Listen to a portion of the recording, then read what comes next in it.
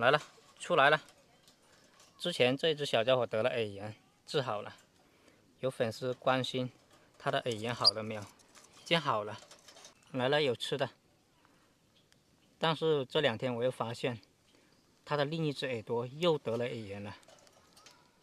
之前得耳炎的是右边这边，看已经好了。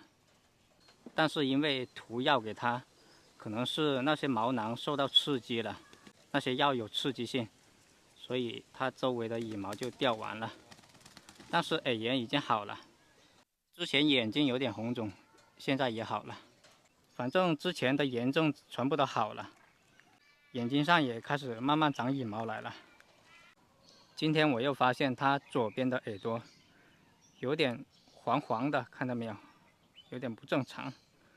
刚才看了一下，又得了耳炎了。之前的耳炎就是滴这个滴耳液给它治好的，今天再给它滴一点在左边的耳朵。飞到河边的草丛里去了，看它好兴奋，在那里飞来飞去，药都没擦，又飞到外面的菜地去了。飞回来了，飞到这个篮球架上面了，过来。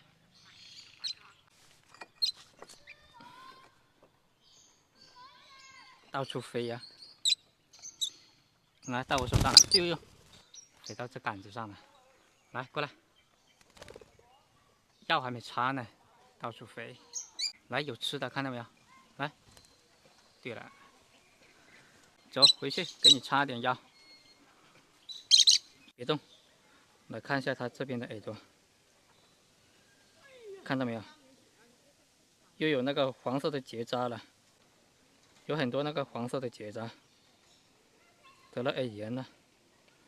那一边治好了，这边又来了，哎，怎么回事呢？啊？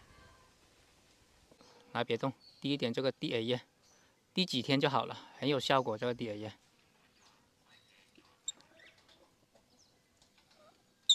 哎，别动，别动，别动。像这一种耳炎就给它滴这个滴耳液，连续滴几天就好了。好了，放它回去了。